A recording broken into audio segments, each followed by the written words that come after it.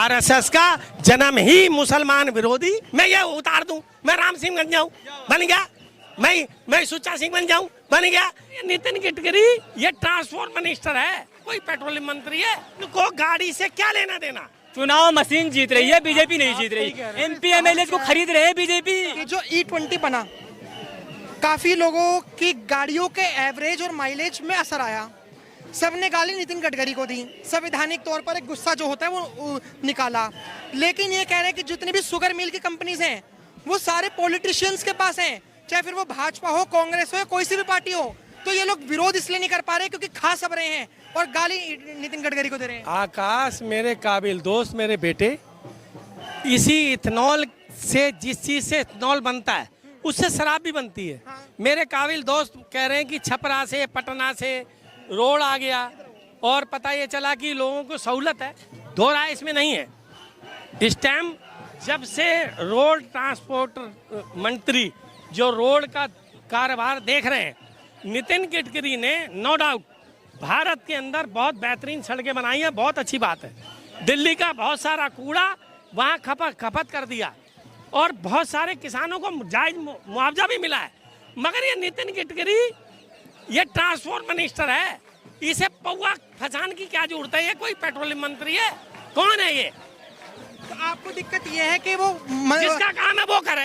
आपको दिक्कत ये है कि वो पेट्रोलियम मंत्री है, मतलब मैं वो पेट्रोलियम मंत्री नहीं है। हाँ। ये वो काम कर रहा है। हाँ। ये क्या दिक्कत है आपको? उनको गाड़ी से क्या लेना देना? भाई आपका डिपार्टमेंट जो आप संभाल रहे हो वो काबिले तारीफ है। आपके रोड की सब प्रशंसा कर रहे हैं।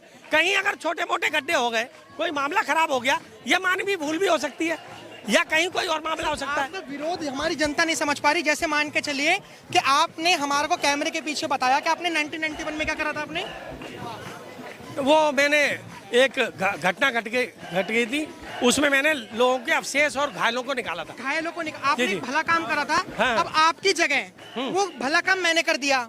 काम तो भला हुआ। तो सवाल ये है, ये नहीं कि वो पेट्रोलियम मंत्री नहीं है तो एथेनॉल के लिए गए। काम कैसा है? मेरी बात तो सुनो।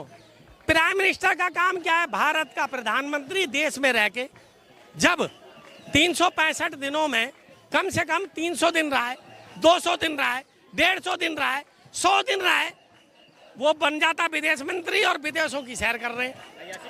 नितिन गडकरी जी पे रहेंगे हम कि नितिन काम मेरी अच्छा बात पूरी होने दो। हाँ, बोलिए। तो पता ये चला कि जिसका काम आरएसएस में सबसे बड़ी क्लेश क्या है पता है? कि जी मैं आरएसएस का हूँ, मैं ही सब कुछ हूँ।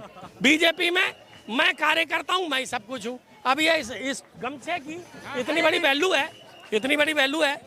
इसका जो कलर है ना, ये असरदार नहीं होगा, ये सब पे मेल खा जाएगा भाई पे भी। चलो उन पे भी। आपने जैसे आरएसएस की बात कही, हाँ। ये उनकी आरएसएस वालों की अपनी विचारधारा हो सकती है। आरएसएस को लोग इसलिए ट्रोल करते हैं कि वो सेक्युलरिज्म के खिलाफ है। ये सुनिए मेरे पहले पूरा सवाल सुनना, उसके बाद रिएक्ट करना।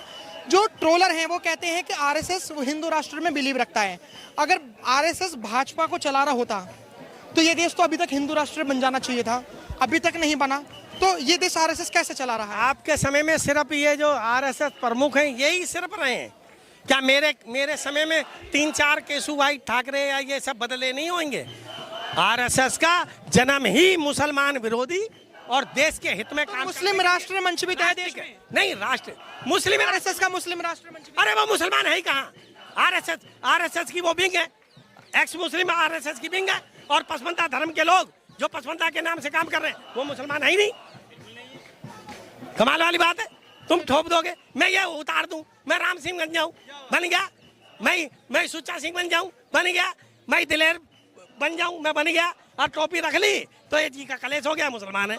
कमाल वाली बात है। नहीं, चलिए फिर भी आपने जो टॉपिक था हमारा उसको ही लेकर था। भाई मैं आपको बताता हूँ, कोई भाई बुरा मत मानना, ठीक है ना? मेरा कहने का मतलब है इस तरीके से मोदी को नहीं हटाया जा सकता। ये जो तरीका है ना, ये जो तरीका है ना, इस तरीके से हटा गए बहुत मुश्किल है। मैं बताता हूँ। आप तरीका क्या है आप बताइए, मैं सुन रहा हूँ। जी तरीका आप बताइए। जी तरीका बताएंगे भाई। मैं बताता हूँ कैसे हटाना है।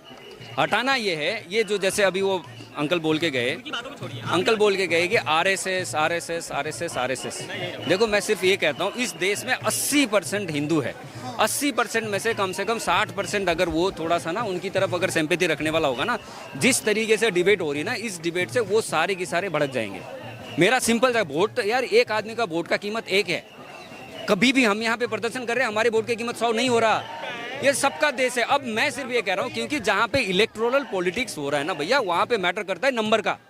नंबर को हासिल करने के लिए आपको सबके दिल जीतने पड़ेंगे, समझ रहे हो ना? सबके दिल, आपको मुसलमान के भी जीतने पड़ेंगे, आपको हिंदुओं को भी जीतने पड़ेंगे। बीजेपी के लिए अभी आज के डेट में फायदा ये हो रहा है कि साला वो कुछ भी कर ले, कुछ भी कर ले, चाहिए तो 85%।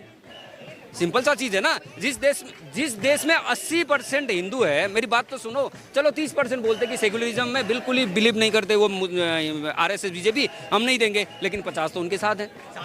अब अरे चुनाव मशीन जीत रही है, मशीन जिता के दे रही है, बीजेपी नहीं जीत रही। आपको पता नहीं है और आपको जानकारी नहीं है। आपका सारा सवाल एनलॉजिकल है, सारा लॉजिकल, बिल्कुल फजूल बातें कर रही हैं सारे के सारे। ये चुनाव मशीन जीत रही है, बीजेपी नहीं जीत रही।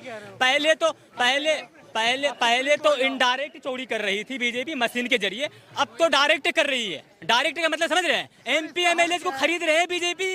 पहले तो मशीन के जरिए से चोरी कर रहे थे, अब तो डायरेक्ट कर रहे हैं। एमपी एमएलए को खरीद, बंगाल में एमपी को खरीदे हैं। सर, हर प्रॉब्लम के पीछे एक सॉल्यूशन छुपा होता है। क्या आपको इसका सॉल्यूशन पता है? इस चीज का ये नहीं पता इनको। सॉल्यूशन बताओ। किस चीज का सॉल्यूशन? किस चीज का? आपने जो ईवीएम हैक करने वाली बात बोली, इसका सॉल्यूशन पता आपको? मैं बताऊं, सुनाई देता है, आपको नहीं पता?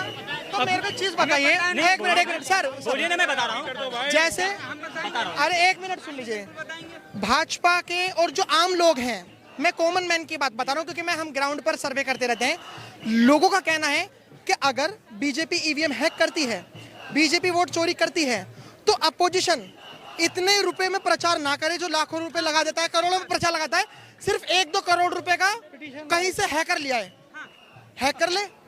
ईवीएम हैक उनकी, सरकार उनकी बात को सुन नहीं रही है सरकार। हैकर तो सुनेगा, ओपोजिशन को नहीं, अरे हैकर तो सुनेगा। किसी का नहीं सुनेगी सरकार, किसी का नहीं सुनेगी। जवाब नहीं समझे। मैं ये कह रहा हूँ, अगर ईवीएम हैक हो सकती है तो विपक्ष वाले इतनी मेहनत क्यों करते हैं प्रचार में, रैलियों में? एक हैकर बुलाए और हैक कर ले। देश लोकतंत्र है ही नहीं। कह रहा हूँ अमेरिका करवा रही है वॉलेट पेपर पे। वॉलेट पेपर, हाँ, तो चुनाव तो हम इंडिया में भी तो करवा सकते हैं ना। क्यों नहीं करवा? अमेरिका की रोड बड़ी चमकी रहती है, वहाँ पर सिविक सेंस नाम की बहुत चीजें होती हैं। यहाँ पर ट्रेन में लोग ट्रेनों के तकिए चोरी करवा देते हैं। आपने सौरभ द्विवेदी की रिपोर्ट देखी होगी, 100 करोड़ से ज्यादा का घाटा हुआ। तो आप किसी देश की तुलना जैसे मान के चलिए, अगर नितिन गडकरी जी ब्राजील की बातें करते हैं कि हमने उनकी तरह एथेनॉल लाए, तो ब्राजील में पहले गाड़ियों के इंजन आए, उसके बाद एथेनॉल आया। तो उसी तरीके से अगर हम किसी देश से तुलना करते हैं तो हमें चीजें भी तो देखनी होंगी। आपको लगता है अगर बैलेट पेपर से चुनाव हुए तो लोग बुक से ले लेके नहीं भाग जाएंगे? भाई जैसे यहाँ पे हमारे देश का सीमा होती है, उस पे हम रखते हैं ना, आर्मी को रखते हैं ना, अपनी आर्मी रखते हैं, बीएसएफ, सीआरपीएफ अपने रखते। तो हम चुनाव के टाइम पे भी तो रख सकते हैं ना, जहाँ चुनाव हो रही है। वॉलेट पेपर में हमारे जो ठीक है। अब आपने सर वोट दिया, हाँ, मेरे को एक चीज बताइए, वोट कौन दिया बीजेपी? हम दिए बीजेपी को। इतने लाखों करोड़ लोग में हम बोले हम बीजेपी को वोट दिए। अच्छा, अब मुझे एक चीज बताइए कि जैसे यहाँ पर नीट का प्रोटेस्ट हो रहा है, पेपर लीक के लिए प्रोटेस्ट हो रहा है धर्मेंद्र प्रधान जी के खिलाफ, आपको क्या लगता है कि सिर्फ शिक्षा मंत्रालय ही गड़बड़ है या जितने भी मंत्रालय हैं? शिक्षा मंत्रालय जांच हो उसके बारे में, गलत है तो उसको पकड़ो, इसको पूरी सरकार को जिम्मेदार नहीं ठहर सकते ना आप। हमारा जो सवाल था, आज नितिन गडकरी जी ट्रेंड में है क्योंकि उन्होंने कहा है कि एबीपी न्यूज वालों से कि हम बहुत अच्छा कर रहे हैं, ये जो लोग हैं ये झूठ फैला रहे हैं। आपके हिसाब से जो पेट्रोल में जो होनी चाहिए, जांच होनी चाहिए इसके बारे में, जांच हो। चोर को तिजोरी की चाबी पकड़ा दो। इसलिए आपको लगता है कि सर, आपको क्या लगता है मोदी जी को इस्तीफा देना चाहिए? नहीं, बिल्कुल नहीं, बिल्कुल नहीं। चाबी पकड़ा दो। क्यों पकड़ा दो?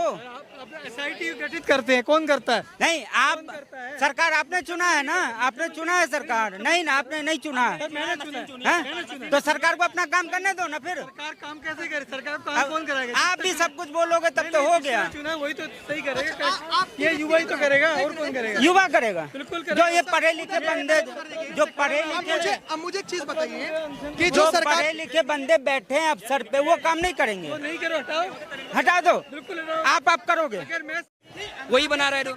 रेणु का शुगर किसका है? बलराम चीनी मिल किसका है? सारे इनके।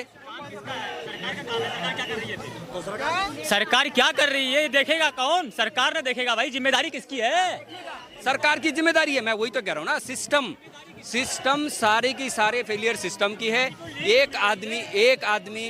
एक आदमी को पकड़ के, एक आदमी के गर्दन पकड़ के इस देश में सोल्यूशन नहीं निकला। जैसे मनमोहन सिंह जी को बली का बकरा बनाया, सारे बली का बकरा बना के उनको बर्बाद कर दिया। आपने जितनी बातें बोली, मैं चाहूंगा कि आपकी बातों से, क्योंकि आपकी अपनी विचारधारा है, औरों की अपनी विचारधारा है। विचारधारा की है ही नहीं।